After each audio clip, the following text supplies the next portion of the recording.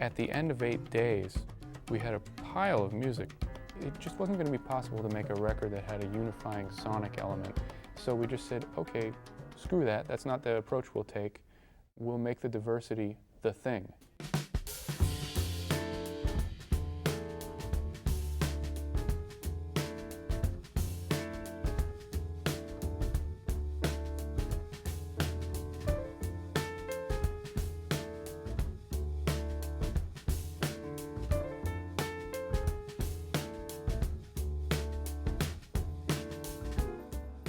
Yeah, well, the name of the record is called Largo, which kind of has a double meaning, I guess.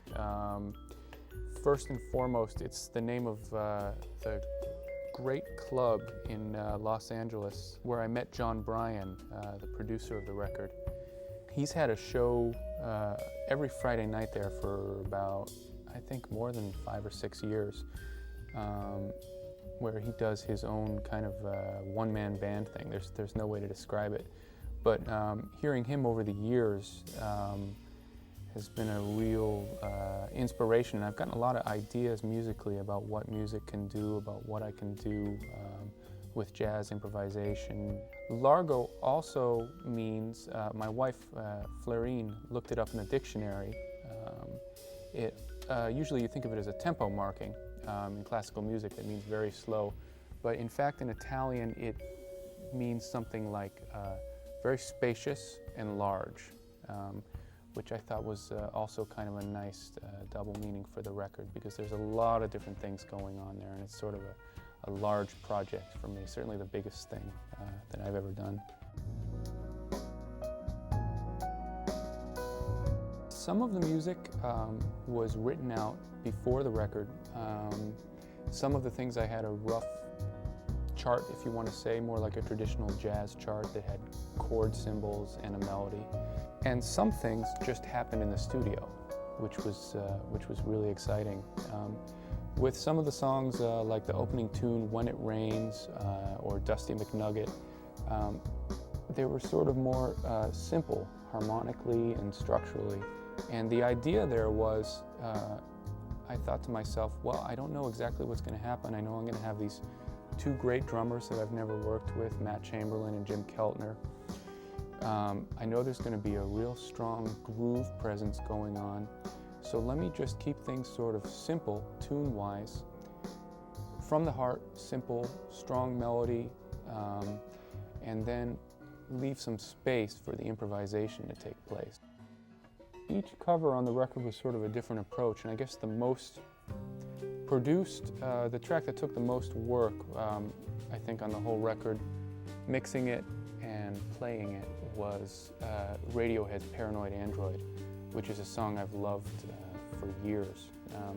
It's a classic kind of very involved, art rocky kind of song that has different sections that go into each other, very epic in proportion, which is something that I love in a lot of music, you know, whether it's Pink Floyd or Mahler or Radiohead or whatever. So we decided, okay, let's try to adhere to that and really get each section and do a pretty faithful representation of what the tune is.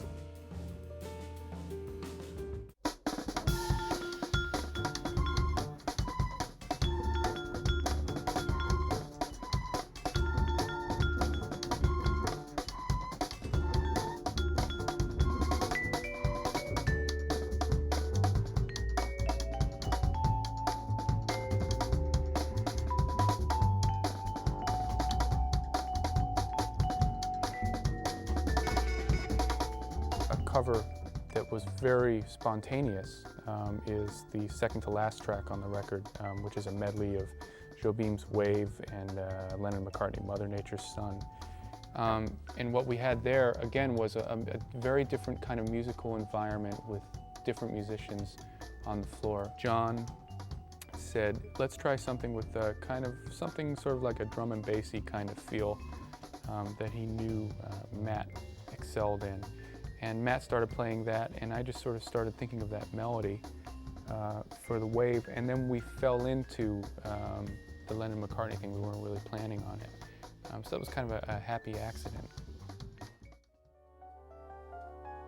I feel really strongly about it just from an emotional point of view, satisfying emotionally, which for me is always the most important thing.